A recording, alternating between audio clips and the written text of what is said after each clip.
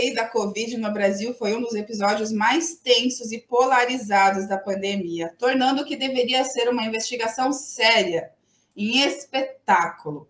Espetáculo político, né, gente? Enquanto o país ultrapassava a marca de 700 mil mortes, muitas delas evitáveis, como todos nós sabemos, o que se viu foi um embate entre a ciência e o negacionismo, entre a responsabilidade pública e a polarização da tragédia. Mas o que de fato mudou após a CPI? O relatório que recomendou o indiciamento de mais de 60 pessoas, incluindo o então presidente Jair Bolsonaro, ainda não teve desdobramentos concretos na justiça.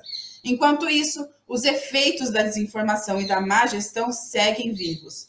Queda na cobertura vacinal, surtos de doenças respiratórias em um sistema único de saúde ainda mais sobrecarregado. Para discutir esse tema tão urgente, nós recebemos Luiz Augusto Garcia Gonçalves, funcionário público do Hospital Regional Romero de Miranda Gomes, em São José, Santa Catarina, e diretor do Sind Saúde. Bom dia, Luiz. Seja bem-vindo. Bom dia, agradecer aqui o convite para debater esse tema tão importante para a nossa categoria da saúde. Vamos lá, Luiz. Vou te dar uma dica para você ficar com a tela cheia. Você desabilita no teu celular a função bloqueio de rotação de tela. Aí você vai conseguir virar e ficar na tela cheia aqui para gente. Opa! Vamos lá. Vamos seguir, então. Aí, ó, perfeito. Agora sim. Opa, coloquei o banner errado aqui. Então, o nosso tema de hoje aqui no Mural, Luiz, seja muito bem-vindo. Agradeço por você estar aqui com a gente hoje, para a gente debater essa questão da CPI, né, da Covid, que foi um circo, né, e os resultados dela, o que hoje Santa Catarina vem vivendo, né, o que a gente está tendo que lidar, principalmente Santa Catarina, né, mas o Brasil todo, a gente vem tendo o resultado, né, consequências da desinformação do tempo da pandemia. A gente sabe que, por mais que a justiça esteja sendo feita em alguns âmbitos, esse da pandemia é o mais criminoso, é o mais genocida. E esse é pouco falado, né, Luiz? O que você vê, você como representante do Sind Saúde aqui de Santa Catarina, como funcionário público que passou, que vivenciou, né, todo aquele caos, aquela atrocidade que foi a pandemia para a gente, qual foi o passo que você acha que foi dado nessa CPI da Covid? Eu acho que a CPI foi uma instância importante de investigação, né? Eu acho que a CPI, se tu pega o relatório dela, ela delimitou muito bem os crimes cometidos pelos agentes públicos que estavam naquele momento com o poder na mão, né? São crimes diversos, o próprio ex-presidente é acusado de 9 crimes diferentes, crimes contra a humanidade, inclusive, que foram remetidos ao Tribunal de Haia, né, Tribunal Internacional. Também temos ali o crime de deliberadamente, né, espalhar a infecção do vírus. Também temos ali o crime de prevaricação, quando ele não compra as vacinas. Também temos o crime de charlatanismo, quando ele faz a publicidade de medicamentos que não são efetivos para o combate à doença. Então, acho que a CPI veio e conseguiu delimitar quais são os crimes cometidos por esses agentes. Contudo, naquela época, nós tínhamos o engavetador-geral da República, né, não o procurador-geral da República, que não levou a fundo e não levou para frente essas acusações e essa investigação, né? Então, agora nós estamos ali ainda num limbo jurídico, né, que ainda está pendente lá no STF, de julgamento para desarquivamento, né, depois de muitas solicitações do Conselho Nacional de Saúde para desarquivar esse processo. Então, a gente está pendente que vá para o Pleno do Supremo para que volte as investigações e a gente consiga punir realmente quem deliberadamente matou milhares de pessoas no Brasil, né? Pois é, né, Luiz? O Bolsonaro é um dos indiciados que está, inclusive, inelegível, né? Mas por outros crimes, né? Como eu trouxe antes. Ele nunca foi julgado e responsabilizado por esses crimes da pandemia. Você vê alguma esperança disso acontecer? É que, assim, né? É interessante como a vida se perdeu o valor com a ascensão da extrema-direita, né?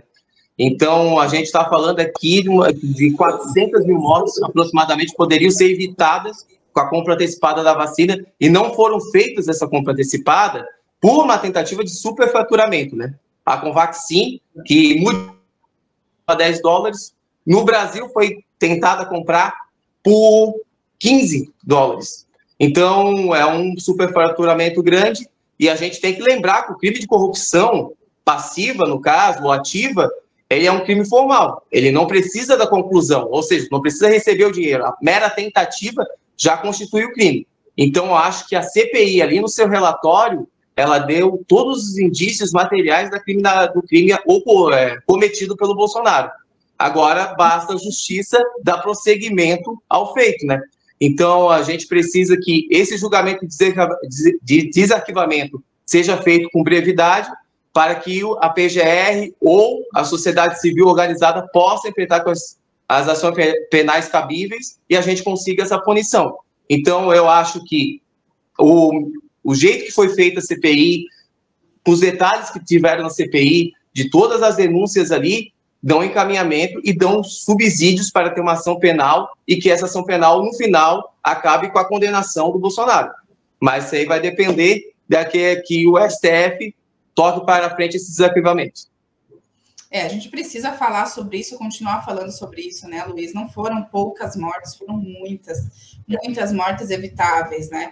Só que no Brasil a gente tem essa tradição, né, de pensar que CPI não serve para nada, né? O que, na tua visão, quais foram os principais resultados e consequências da CPI? Né? Tu acha que ela acabou em pizza, com esses arquivamentos todos? Você acha que teve algum resultado, tanto político quanto social, a CPI da Covid? Eu acredito que serviu muito para ver de que lado cada força política está. A CPI serviu muito para delimitar quem faz parte dessa necropolítica, que a morte, da violência, do ódio, e quem está do lado da vida, quem está do lado dos trabalhadores da saúde. Eu acho que isso aí foi importante para muita gente abrir os olhos.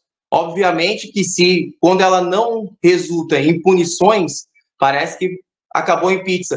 Mas eu acho que nesse momento ali político que a gente vivia no Brasil, foi um momento divisor de águas, que também foi uma maneira de a gente ter subsídios ainda mais para combater essa necropolítica, para combater o governo Bolsonaro, que tanto fez mal para a saúde pública.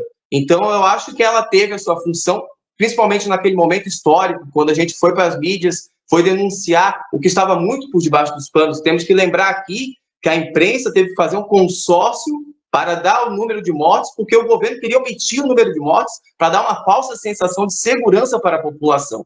Então, a CPI veio para também botar isso no ventilador. Não, é grave, precisamos ficar em casa, precisamos cumprir as medidas sanitárias que estavam globalmente sendo utilizadas. Então, acho que a CPI serviu para isso naquele momento. Mas, infelizmente, se realmente não gerar as punições devidas para esses crimes, que em muitos casos ultrapassam a mais de 100 anos de pena, se a gente for pegar a pena em abstrato, então realmente vai ficar essa sensação de que virou circo, de que virou palhaçada e nada serviu.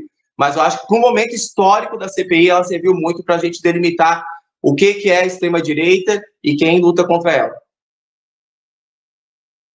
Opa, estava sem áudio, perdão. Exatamente, Luiz. Tu trouxe a questão da desvalorização da saúde, né? Identificar quem são as pessoas que estão contra os trabalhadores e trabalhadoras, tanto da saúde quanto do povo, né? Porque se você está contra os trabalhadores da saúde que estão ali para salvar a sua vida, você está contra a população. Como é que tu vê essa desvalorização do SUS, né, do nosso Sistema Único de Saúde, e dos profissionais da saúde durante a pandemia? Como é que tu vê isso refletindo nos dias de hoje? Porque a gente está vendo muitos casos de doenças respiratórias em Florianópolis. Inclusive, depois eu trago a notícia do Sindisaúde mesmo sobre isso. Mas como é que tu vê essas consequências tanto da CPI, né, na questão informativa para quem quis realmente se informar, quanto da própria desinformação e dos crimes que eles cometeram, né? Com desinformação, com essa polarização que fizeram com a nossa ciência, né? Como é que tu vê as consequências disso? Eu acho que as consequências se refletem hoje nessa superlotação que está tendo aí com problemas respiratórios e tudo mais pela antivacina, né? Esse movimento anti-vax que a gente fala resultou num grande prejuízo para a saúde pública. O Brasil sempre foi um país que, graças ao SUS, teve uma grande cobertura vacinal e durante a pandemia e com a vacina pandêmica ali, depois da Covid, e graças às políticas anti-vacina propagadas pelo governo da época, a cobertura vacinal caiu demais. E isso resulta em doenças até mesmo erradicadas voltando, e a gente resulta numa superlotação do SUS, que já é um sistema muito precário, uma precarização, obviamente, pensada pelos governos de direita para privatização, para botar tudo na mão da iniciativa privada, o que piora muito a saúde. Todo mundo que mora em cidades que já tiveram OS, que tomaram conta da saúde pública, vê decair a qualidade do serviço público na saúde. Então, e também é bom lembrar que o presidente Bolsonaro, na época, além de falar que virava jacaré se tomasse a vacina, ele também falou que a vacina tinha casos que transmitia AIDS. Olha só o gravíssimo erro, o que vai levar as pessoas a fazer. Muita gente não se vacinou contra a Covid graças a essa propagação de fake news. Isso aí é um crime muito grave, que não pode passar sem punição. Então, a gente tem que pensar que, hoje em dia, se o sistema já estava precarizado, se o sistema já estava superlotado, a luta antivacinal naquela época, que o governo fez, contribui e muito, hoje em dia, para doenças que poderiam ser facilmente contidas ou prevenidas e não estão sendo, porque a população ficou muito receosa de tomar a vacina. Então, a gente começou a ter a dita opinião superando a ciência. Então, eles usam muito o argumento da liberdade de expressão, mas só que a liberdade de expressão não pode ser motivo para crime.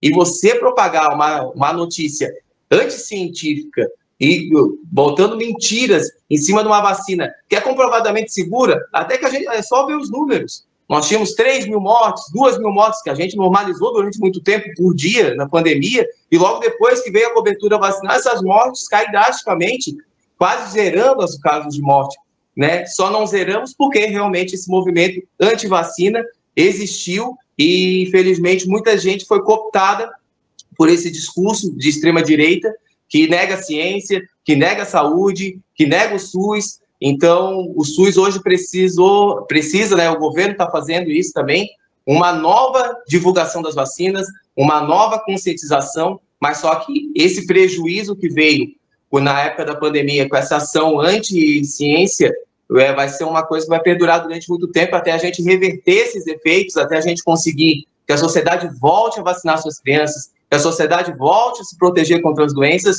vai demorar mais um tempo. E a gente, na saúde, a gente sabe o quanto é difícil a gente criar o hábito das pessoas, a gente fazer esse ciclo vacinal. Quanto demorou lá no início do SUS para a gente conseguir isso, e quanto vai demorar de novo para a gente conseguir. Mas a gente é esperançoso, porque a gente consegue agora, pelo menos, eu acho que agora a gente consegue dialogar com as pessoas, está muito mais fácil, né? Até porque nós estamos num momento ainda de polarização. Eu não gosto da palavra polarização, porque não é polo, né?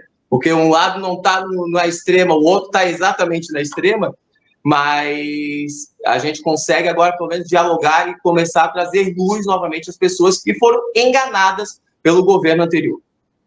Exatamente. Eu vou trazer aqui a notícia, então, que está lá no site do Sindsaúde, inclusive, na área de notícias. Municípios de Santa Catarina decretam um estado de emergência após aumento de casos de doenças respiratórias. Com a superlotação de unidades de saúde resultada pelo aumento dos casos de síndrome respiratória aguda grave, o SRAG, municípios do estado, como Florianópolis e Itajaí, decretaram situação de emergência em saúde ao longo da última semana. A situação ocorre em meio à baixa adesão à campanha de vacinação contra a gripe neste ano. Até o começo da semana foi vacinado apenas 16% do público-alvo no estado, composto por idosos, crianças e gestantes. Os decretos de emergência prevêem a aquisição de novos bens, serviços em caráter emergencial e a contratação temporária de mais profissionais para a rede pública.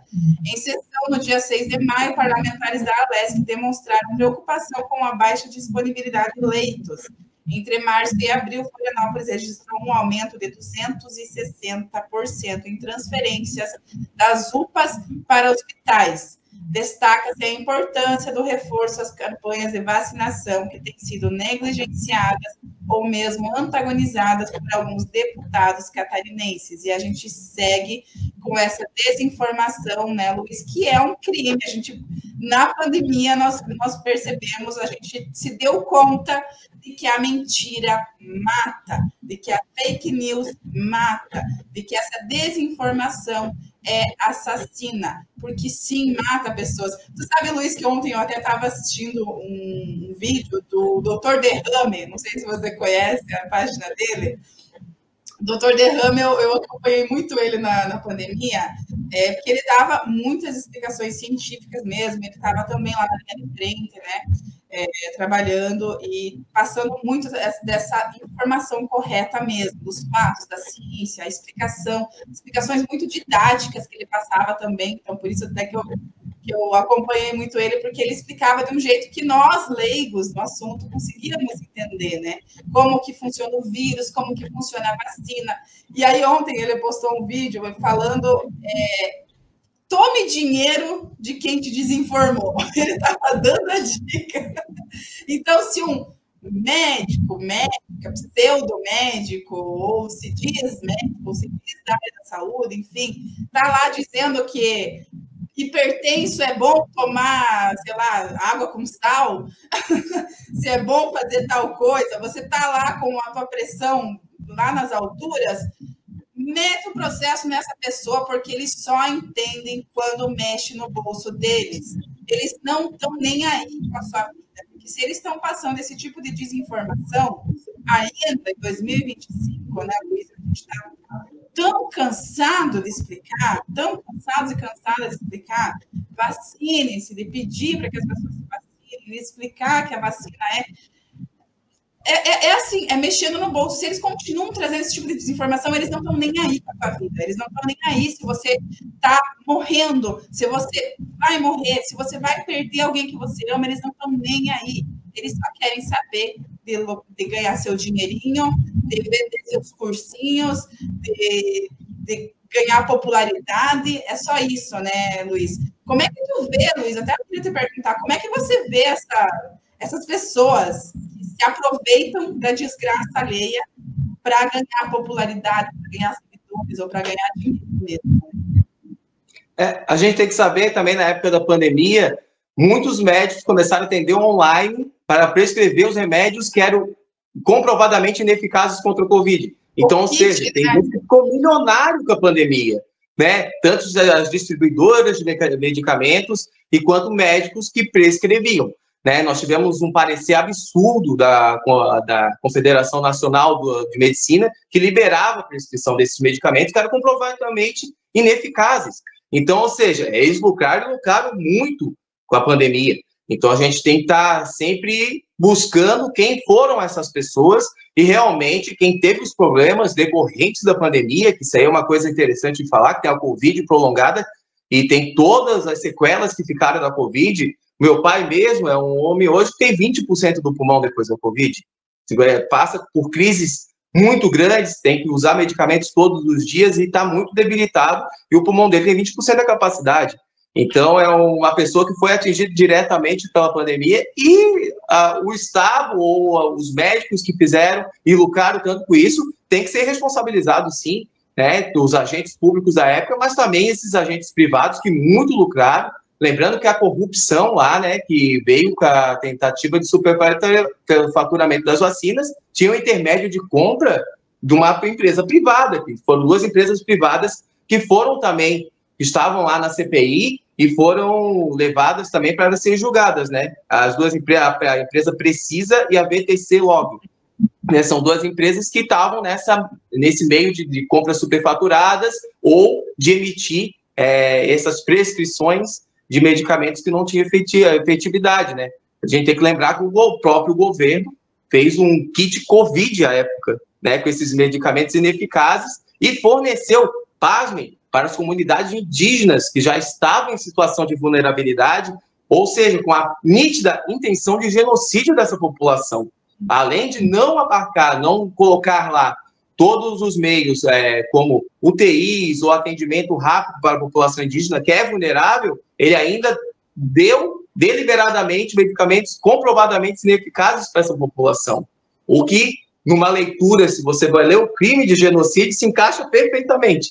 No final do relatório da CPI, decidiram por não colocar o crime de genocídio, colocar crimes contra a humanidade, mas todos nós sabemos que se tratava de um genocídio da população indígena, que tanto, vamos dizer, que tanto luta pelos seus direitos e tanto incomoda esses que estão lá no poder, o agronegócio, a bancada da bala, que tanto incomoda essa galera. Então, eu acho que a gente precisa revisitar a CPI e fazer as punições para que a gente consiga efetivamente punir essas empresas que lucraram e lucraram muito. E a gente não pode deixar que elas continuem. E daí, depois, não sei se a gente vai falar um pouquinho sobre agora o INSS, dois dos principais agentes que tentaram fazer essa compra superfaturada das vacinas estão agora também envolvidos no caso de fraude do INSS. E quando é que eles fizeram essa associação com o INSS? A associação deles foi para o INSS em 2021.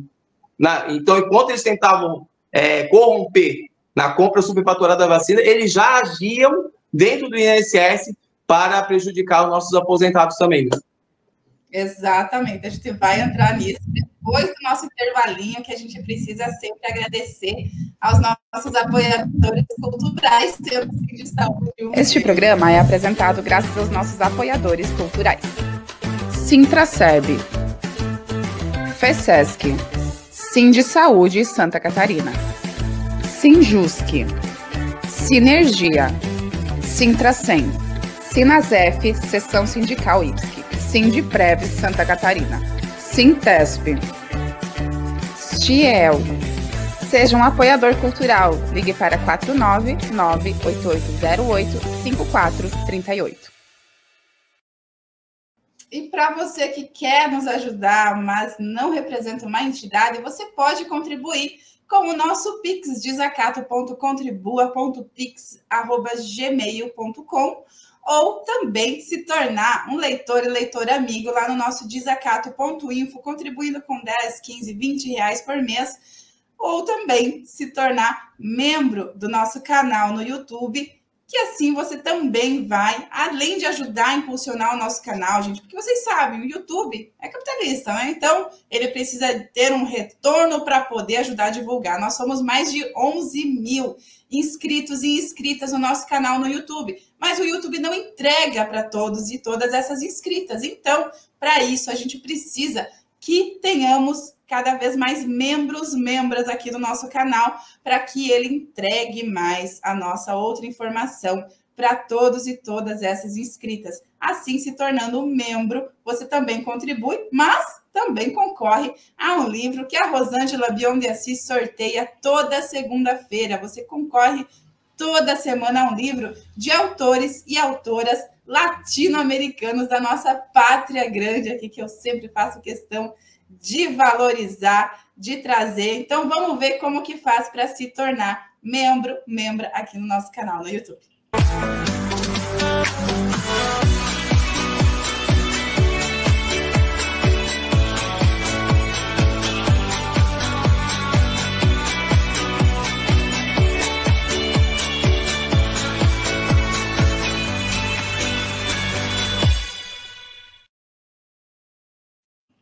Agora sim, Luiz. Luiz, eu trouxe aqui a notícia, tá lá na CNN. Fraude no INSS, citados em escândalo, foram investigados em CPI da Covid. Segundo a Polícia Federal, Maurício Camisotti e Danilo Trento têm envolvimento no esquema que desviou cerca de 6 bilhões de Aposentadorias e Pensões. Os empresários Maurício Camisotti e Danilo Trento, citados pela Polícia Federal no relatório que investiga a fraude bilionária relacionada a descontos indevidos em aposentados e pensões do INSS, também foram alvos da CPI da Covid, encerrada em 2021. Fala pra gente, que alvo que eles foram, o que eles fizeram e como eles foram citados na CPI. O Daniel Trento era o responsável da Precisa Medicamentos para fazer a compra dessas vacinas da Covaxin, lá na Índia, que foram superfaturadas. Então, ele era das pessoas que faziam esse meio-campo da compra superfaturada dessas vacinas. E agora, no escândalo do INSS, ele é visto saindo do aeroporto com malas, vamos falar supostamente, né? Tem que falar agora, ainda em sessão de investigação, tem que falar supostamente, cheias de dinheiro, junto com o diretor-geral do INSS. E daí já temos ali o Camisotti. Camisotti era um dos sócios da Precisa Medicamentos e era o agente financeiro. E agora eles surgem nessas associações que estão tirando dinheiro dos nossos aposentados, e ele surge como uma pessoa que financiou essas associações. Uma delas, elas tinham 3 sócios em 2021, e logo depois, em 2022, eles já contavam com mais de 600 mil sócios. E são valores milionários. Segundo investigações preliminares, o Camisotti ele recebia cerca de 70% do valor arrecadado por essas associações, né? Então, é um escândalo muito grande que mostra que a corrupção dentro do INSS nasceu dentro do governo Bolsonaro. Isso é mais que óbvio, né? Inclusive, eu fiz entrevista esses dias com o diretor do Sindipres, que trouxe também que essas denúncias, Luiz, eram feitas desde o início, né? É aquela coisa, você quer atacar o órgão público, você quer atacar os servidores públicos, você abre margem para fraude, não adianta. E o INSS também, a Previdência também foi atacada pelo governo Bolsonaro, querendo colocar militares para trabalhar no INSS, colocou militares para trabalhar no INSS, e essas denúncias eram feitas desde antes, mas nada era feito, né? E, enfim, segue sendo sempre os servidores públicos sempre sendo violentados para justamente... E aí é aquilo, né, Luiz? A população vai na onda, porque, como tu trouxe antes, a opinião sobrepondo ao fato, à ciência, né? E aí, voltar nessa parte também da Covid, eu quero lembrar de uma coisa que a gente até acaba esquecendo, na verdade, né? A gente acaba esquecendo mesmo desse detalhe. A ivermectina e a cloroquina, e esses vermífugos, né? Eu conheço por vermífugos, ou, enfim, tratamentos que não têm a ver com vírus. O que tu tem a dizer sobre isso, assim? Porque teve consequências também do uso abusivo desses remédios, né? Teve consequências disso ali, inclusive, no litoral, né? Então, eu acredito que a principal questão foi esse uso, não foi não pensado ou acreditamos uma notícia que veio de fora. Não, foi simplesmente para encher o bolso de empresas de farmácia que realmente lucraram muito dinheiro com isso. Então, eu acho que também buscar os links entre o governo da época e essas empresas é outra maneira. Eu acho que as investigações, agora, se for reaberto, desarquivado o processo, ele vai continuar com investigações, né? Pode ser que a PF continue vasculhando e vai chegar nesse link entre essas empresas e o governo, porque foi durante muito tempo, depois de comprovada a ineficácia, ainda sendo divulgado, ainda sendo distribuído. Então, a gente vê que daí, quando a pessoa realmente precisava dessa medicação, ia atrás, não tinha nos postos. Então, ele prejudicou em 2 frentes, né? As pessoas que realmente precisavam dessa medicação, que deveriam fazer uso para doenças que essas medicações são eficazes, e prejudicou as pessoas que estavam com Covid e estavam tomando um medicamento completamente ineficaz, né? E que traziam e têm consequências hoje em dia no seu organismo, né? E atacavam o rim, fígado. Então, hoje em dia são pessoas que precisam de outros tratamentos graças a essa medicação que que não deveria ser prescrita para as questões de Covid. Então, acho que a apuração tem que ser muito pesada e tem que chegar aos verdadeiros culpados e a quem realmente lucrou com essa necropolítica, que são as empresas de farmacologia e o governo federal, com certeza, da época, que realmente agiu deliberadamente para fornecer esses medicamentos sem necessidade nenhuma e sem nenhuma comprovação científica de sua eficácia. Eu estou vendo aqui uma matéria de 2021 mesmo, do OPAS, Organização Pan-Americana da Saúde. Américas notificam aumento de infecções resistentes a medicamentos devido ao uso indevido de antimicrobianos durante a pandemia. Então, gente, é um absurdo. E o pior de tudo, Luiz, é ver o quanto essa desinformação segue até hoje. Ainda vemos pessoas defendendo e atacando o uso da vacina. Você vê consequências da Covid sendo usadas como isso é consequência da vacina da Covid, não da Covid. A gente ainda vê muito essa ignorância, esse desconhecimento e essa, como tu trouxe, a opinião, né? É a crença naquilo, é a crença no Bolsonaro, é a crença em tudo que Bolsonaro dizia, que está se sobrepondo aos fatos, à ciência, né? Como é que tu vê essa informação que ainda segue até hoje? Como que tu acha que a gente deveria estar punindo daqui a pouco essas pessoas? Porque não faz muito, eu ouvi uma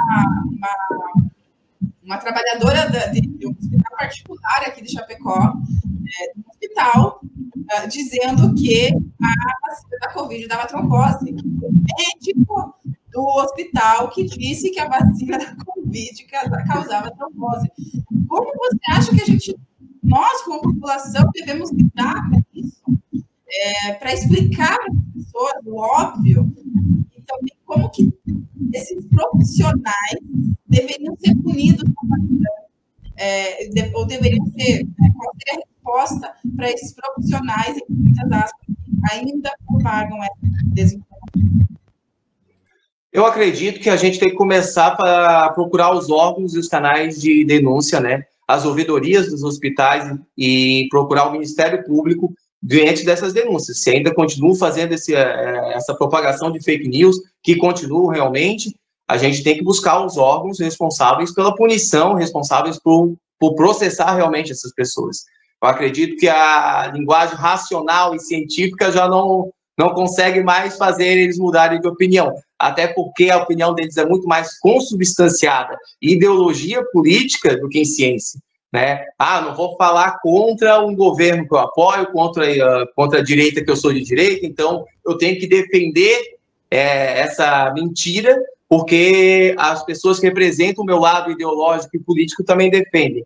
Então não tem nada a ver com a ciência. Então a gente precisa agora, a população que tem acesso a isso, que realmente o médico fala essas coisas, procure a ouvidoria do hospital, faça as denúncias, leve até o Ministério Público, essas pessoas precisam ser punidas, porque elas estão brincando com a vida. E a gente tem que pensar que quando uma pessoa coloca outra pessoa deliberadamente em risco de vida, ou seja, ela assume o risco que aquela doença vai ter uma causa-morte, ela comete homicídio doloso, porque ela assumiu o risco. Então, acho que a punição tem que ser muito severa contra essas pessoas. As pessoas que, na época, propagaram os medicamentos que não tinham eficácia, cometeram esse crime. Porque eu só falo para você, toma esse medicamento, você vai ficar bom.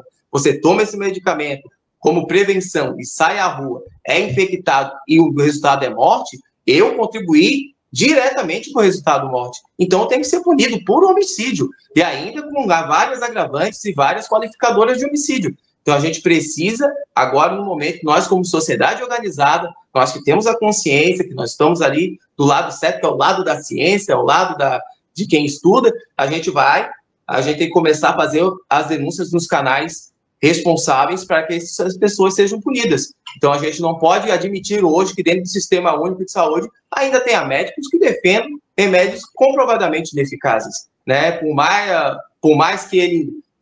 Não existe opinião na ciência, existe comprovação na ciência, né? Então, ele é obrigado a se consubstanciar nesses fatos científicos, não no seu achismo ou na sua ideologia política. Então, acho que a punição a esses casos é necessária e a gente tem que fazer as denúncias para que essas pessoas sejam punidas. É isso aí. Luiz, para a gente encerrar, o que você vê de esperança, principalmente assim para o nosso estado de Santa Catarina, que ainda está tão atrasado?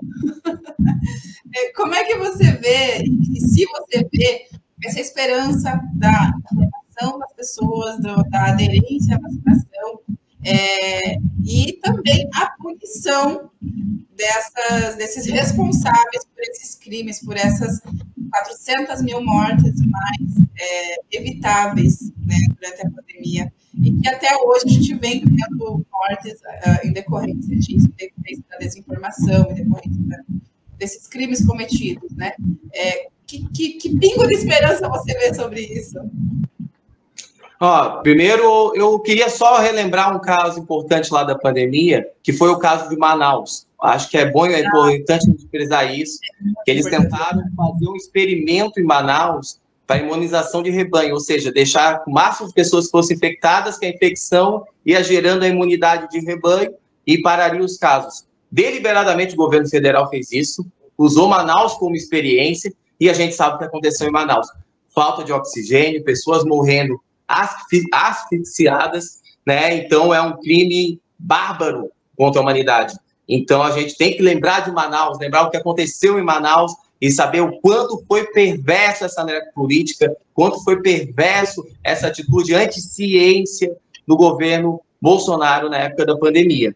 E sobre as punições, eu acredito hoje que todos os órgãos de saúde, o Conselho Nacional de Saúde, junto com o Conselho Nacional dos Direitos Humanos, pediu a reabertura dos inquéritos, pediu a reabertura das investigações, já foi deliberado, já está lá no pleno para ser votado do Supremo Tribunal Federal. Eu acho que é o momento da sociedade organizada fazer essa pressão para que realmente andem essas investigações e que se punam os verdadeiros responsáveis pelas essas mortes, né? A gente tem que pensar que não foi só o kit antivacina, foi a falta de medidas preventivas. Quando o mundo inteiro estava em lockdown, o Brasil pregava que o governo federal brasileiro da época pregava que tinha que ir para as ruas, pregava que era só uma gripezinha. Então, muitas das consequências das mortes ainda antes do atraso da vacina também foram culpa do governo federal, que não teve as medidas eficazes. Na época, o STF foi muito importante, que ele deliberou, né, que os governadores e prefeitos tinham autonomia para fazer os lockdowns, para fazer as questões sanitárias em cada estado, em cada município, né? Então, e agora a gente pede que o STF também seja mais uma vez eficaz e consiga punir quem realmente praticou esses crimes contra a humanidade. E não são poucos, são mais de 60 indiciados, então, mais empresas envolvidas, grandes empresários, pessoas que lucraram com dinheiro das mortes. Então, essas pessoas merecem ser punidas e merecem, inclusive, indenizar quem hoje sofre as consequências e as famílias que morreram, das pessoas que morreram. Porque não adianta a gente, muitas vezes no Brasil é isso, o cara lucra 400 milhões, daí faz um acordo com o Ministério Público, devolve 2 e ficou com 380. Aí ele fica 3 anos preso, é solto, continua milionário e continua pregando antivacina, continua pregando a necropolítica, porque ele só lucra com a morte e com o ódio. A gente vê isso acontecendo, tem um caso muito concreto, né, sobre isso, mais concreto, porque foi um assassinato palpável, que foi o caso da Mariana, né, Brumadinho, Mariana. A Vale está ali, continua lucrando, continua mantendo seu lucro, não foi punida, praticamente não foi punida, e segue-se ainda ali. E foi uma empresa privatizada também, porque é isso, gente, a gente precisa estar sempre com isso em mente. Quando se privatiza o único objetivo é o lucro, não estão nem aí com a sua vida, não estão nem aí se você está com dor, se você está doente, se você está morrendo, se você morreu, se você perdeu pessoas que você ama, eles não estão nem aí com isso, eles só querem saber do dinheiro. Então, a gente precisa lutar e continuar lutando pelos servidores públicos, pelos trabalhadores que estão ali, estão sempre, além de estar denunciando, estão ali fazendo, até o Luciano de Treves, que veio aqui na entrevista comigo sobre a questão da fraude do INSS, ele trouxe até um levantamento que eu achei bem interessante, uma lembrança, né, que eu achei bem interessante, das joias do Bolsonaro. Foi um funcionário público da Receita Federal que, sendo bem valorizado, sendo bem remunerado, não vai querer perder o seu emprego, vai agir de forma honesta. Você não vai passar com essas joias, não, eu não vou aceitar ser comprado, ser intimidado. Por isso que os funcionários, os trabalhadores e trabalhadoras da rede pública precisam ser valorizados, precisam ser defendidos. Porque é isso, é o público que vai cuidar, que vai pensar em nós, vai pensar nessa forma organizada, em nós, pessoas que e outras empresas privadas vão pensar no lucro, né? Luiz, em relação, uma última perguntinha, e tu pode complementar também com o que você falou também, né? A gente está também. Em relação às pessoas, a consciência das pessoas, saindo um pouco dessa questão da questão e dos julgamentos, enfim, da questão do governo, política, enfim. As pessoas, você vê essa esperança nas pessoas, porque a gente vê também muita gente quietinha, né, que defendia tudo isso, que hoje está quietinha. Acho que eles perceberam que estavam errados, ou eu ainda vejo gente defendendo, mas eu muito menos do que antes, né? Você vê esperança nessas pessoas que defendiam antes, que eram contra a vacina antes e hoje? Eu acredito que agora, com um novo modo de ver a saúde pública que está sendo divulgado, que está aí, eu acho que a gente está conseguindo iluminar mentes. Quem sabe não para mostrar toda a barbaridade daquele governo, muita gente volta, né, a tomar a vacina, mas esquece que foi o governo que pregou antivacina, ou faz questão de não citar que foi aquele governo que pregou antivacina. Então, meio que esconde que foi esse governo que levou esse déficit vacinal no Brasil. Então, mas só que a gente vê que as pessoas começaram a se conscientizar. Eu acho que tem um núcleo duro ali da extrema-direita, realmente, que é antivacina, é anti-ciência, né, que prega isso. Então, vai ser difícil a gente entrar ali. Eu acho que somente se gerarem punições para pais que não vacinam, para pessoas que não levam pessoas em vulnerabilidade, seus pais idosos a vacinar, essas coisas. Só quando a gente começar a punir essas pessoas que a gente vai conseguir realmente mudar. Agora, eu acho que o restante da sociedade está conseguindo compreender. Eu acho que os níveis vacinais do Brasil já gradativamente começaram a aumentar, mas é um trabalho de formiguinha, é um trabalho que leva tempo, é um trabalho que a saúde vai ter que fazer, como a gente sempre faz. Eu queria voltar na tua fala anterior, a importância do funcionário público da saúde, porque quando você tem funcionários efetivos da saúde, você tem a saúde pensada a longo prazo.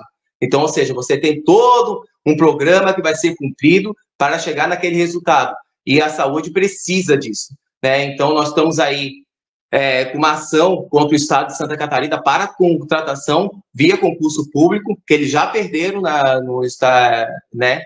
no judiciário e estão compelidos a fazer esse concurso. O nosso secretário atual prometeu que até o meio do ano vai sair as contratações, mas, ao mesmo tempo, é um estado que começou os estudos para a privatização do Hospital Regional de São José, que é o hospital onde eu trabalho, que é o maior hospital público de Santa Catarina. Né? Eles botam o nome bonito de parceria público-privada, mas nada mais é do que a privatização, colocar na mão de empresas que não pensam a saúde pública, pensam sim nos seus lucros, né? Como aconteceu já em vários hospitais que foram dados na mão de OS e tudo mais, que o que acontece? Eles têm umas metas mensais, quando eles cumprem a meta, eles param de atender ou mandam para os hospitais que não têm essas metas, hospitais que são da administração direta. Ou seja, a empresa, quando entra no hospital público, ela entra com um único foco de lucro.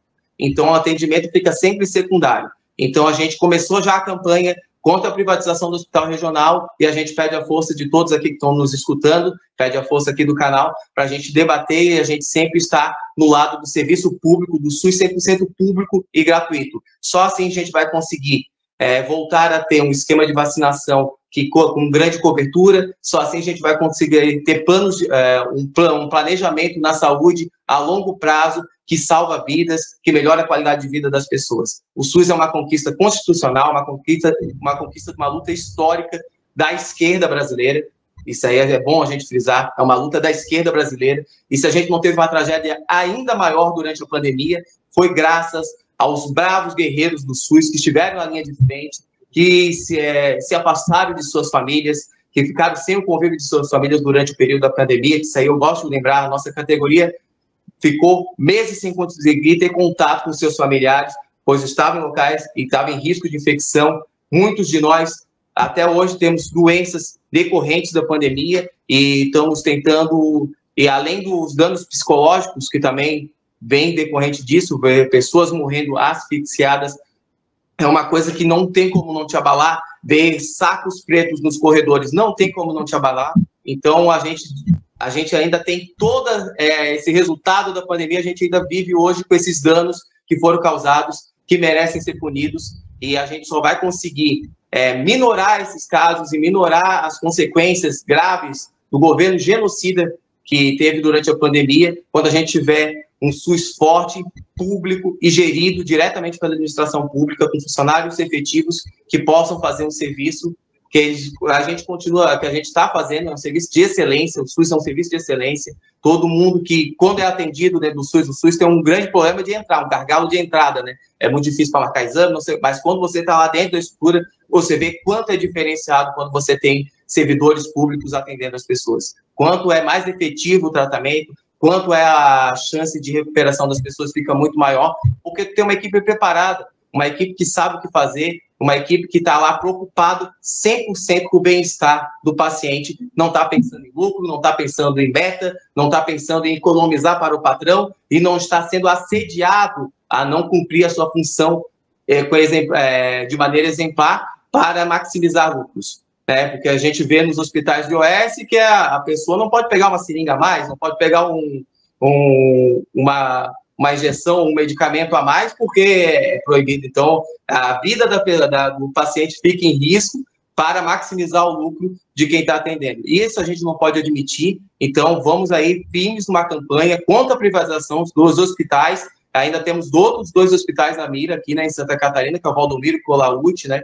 E o Hospital de Mafra também, que também estão na mira da privatização, e a gente não pode admitir isso, e a gente vai lutar pelo SUS 100% público, o Centro de Saúde vai estar sempre nessa luta, e a gente conta com a categoria, e também conta com a sociedade civil organizada, e os órgãos todos aí que possam nos ajudar nessa divulgação contra as privatizações. A gente precisa, mais uma vez, lutar pelo SUS de qualidade e 100% público. É isso aí. Eu vou silenciar o microfone do Luiz quando eu falar, e só agora, no final do programa, que eu me toco disso. Luiz Carlos, muito obrigada por me avisar que o meu microfone está com problemas, é por causa da interferência do meu áudio no microfone do Luiz. E eu só agora percebi isso que vocês me avisaram. A Lil está aqui falando, e até hoje ninguém foi condenado por isso. Pazuzu, inclusive, foi tirado pelo sionismo nesses dias de Catanduvas, para impulsionar a persecução de quem defende a Palestina no Brasil. É isso, a gente acaba tendo também quem defende a vacina, quem defende o SUS na pandemia, quem simplesmente defendia a ciência, foram atacados, né, por esse absurdo todo, por esses criminosos todos que foram responsáveis por tantas mortes. Quem defendia, a gente viu inclusive o caso do governador de Santa Catarina, que, por aderir ao lockdown, foi expulso do bolsonarismo, né? Era um bolsonarista e foi praticamente expulso do bolsonarismo por ter defendido que Santa Catarina precisava, sim, fazer o lockdown, e foi feito. E, com certeza, isso evitou muitas muitas mortes, né, que poderiam ter sido muito piores, né, se não tivesse sido feito o lockdown, e defender sempre, gente, o SUS, defender sempre o SUS. A primeira notícia que eu trouxe hoje no JTT foi sobre a Concap, no sul da ilha ali, que essa noite não teve coleta de lixo, porque a prefeitura do Topázio simplesmente não tinha caminhão para os trabalhadores poder fazer a coleta do lixo. Então, está sendo feito um descaso com a Concap. Para quê? Para privatizar, para entregar tudo para empresas privadas. E isso, gente, é aquilo que a gente cansa de falar. Empresa privada apenas visa o lucro, não está nem aí com você. E a questão do lixo também é questão de saúde pública. A gente precisa também lembrar disso.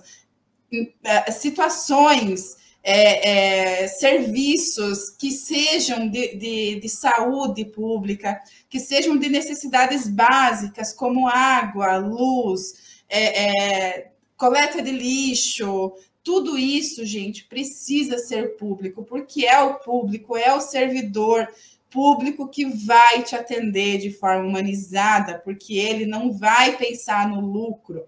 A organização pública, ela não vai pensar no lucro, ela vai pensar em fazer o seu trabalho, em fazer o que foi contratado, o que passou no concurso, qual era a sua ideia de passar no concurso, seja um policial, vai lá, um policial civil, a função dele é proteger, é investigar os crimes, ele vai cumprir a sua função, a qual fez esse concurso para isso. Não vai visar o lucro. Agora, quando você tem uma empresa de segurança privada, ela vai visar o lucro. Ela não vai contratar pessoas que daqui a pouco tenham a capacidade que aquele concursado tem. Então, é isso, a gente tem que sempre defender o SUS, sempre defender o serviço público, sempre defender os servidores e servidoras públicos. E é isso, Luiz. Agora sim, palavrinhas finais. Agora a gente está chegando no fim mesmo. Então, gente, agradecer mais uma vez o convite aqui para debater esse tema importante, para a gente exigir e cobrar que os resultados aconteçam em decorrentes da CPI. E também lembrar também que, na época, quando o Queiroga tentou fazer qualquer medida ligada à ciência, que era o ministro Bolsonaro, ele tirou o Queiroga e botou o Pazuello, que era um cara que obedecia diretamente às ordens. Então, os resultados mortes da pandemia são ligados diretamente ao Bolsonaro. O Bolsonaro é responsável pelas mortes da pandemia, é um genocida, é um cara que lutou contra a ciência, então isso aí tem que ser propagado, tem que ser divulgado, a gente não pode esquecer das mortes. Então, meu recado final é isso, não esquecemos dos mortos, porque as famílias sofrem até hoje. Nós perdemos um grande companheiro, Jaci, na época que também representou muitas perdas para a luta da classe trabalhadora. Quantos companheiros valorosos que faziam a luta da classe trabalhadora nós perdemos, né? Então, a gente não pode deixar isso em nome deles, na lembrança deles, que vão estar sempre presentes na nossa vida. Então, a gente, em nome deles, não pode esquecer disso. E eu vou, no final aqui, indicar 2 documentários que falam sobre a pandemia, que eu acho que, para a gente, às vezes a gente não consegue mais visualizar, que a gente, tanta correria, o mais claro, trabalho 6x1 aí, que é exploradora para a classe trabalhadora, que nós também temos que lutar pelo fim dela. Então, não temos tempo, quem sabe, às vezes a gente esquece de quão gravoso foi essas 700 mil mortes, né? Um dos documentários é Falta o Ar, e o outro, que tem um nome que eu acho perfeito, Eles Poderiam Estar Vivos. Então, quem puder buscar aí, são 2 documentários que mostram a barbárie que foi essa necropolítica, esse governo genocida que matou 700 mil brasileiros durante a pandemia. Então, vamos lutar por justiça e vamos lutar pela memória daqueles que foram. É isso aí, por memória, verdade e justiça, né? Inclusive, eu vou aproveitar que tu trouxe esses documentários e vou colocar aqui, nos nossos comentários, aqui, tanto no Facebook, para quem está assistindo a gente no Facebook, e para quem está no YouTube, tá ali o link do documentário esse. Eles poderiam estar vivos ainda, então tá disponível no YouTube. Obrigada aqui pela presença de vocês que estão aqui assistindo a gente. A Jo está aqui dizendo revoltante e sai empregando falsa moralidade, exatamente. A Liu aqui sempre com a gente, o que era de Floripa.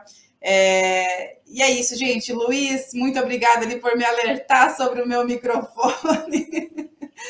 E Inclassificáveis também, que estava aqui, ó, a gente ia trazer o comentário do Inclassificáveis, que foi a primeira entrevista que eu fiz hoje de manhã, 10 anos, né, do Inclassificáveis, do coletivo Inclassificáveis, que está completando, fazer de novo o convite. A Marília está aqui agradecendo pela entrevista, viva o Portal Desacato, viva a cultura, e pedindo para seguirem @inclassificáveis.art e venham compartilhar esses 10 anos, estão fazendo, retomando esse convite aqui, ainda estamos aqui, né, diz ela, e faço de novo o convite também para você, Luiz, que está ali em Floripa, que está ali no litoral, participar também, está tendo ali, dá uma seguida lá no @inclassificáveis.art, que está tendo um evento, uma programação muito legal, que eu aqui de Chapecó não posso, né, acompanhar, então vou seguir assistindo ali a arte deles, a cultura deles no YouTube. Luiz, muito obrigada por ter trazido tanto esclarecimento aqui para a gente hoje. Vou ativar teu microfone de novo aqui para você se despedir, mas aí eu não posso falar nada. Gratidão mais uma vez pelo convite. Estamos juntos nessa luta. Vocês fazem um trabalho muito importante para toda a sociedade. E quando precisarem, estamos à disposição. O Sim de Saúde é a minha pessoa. Valeu.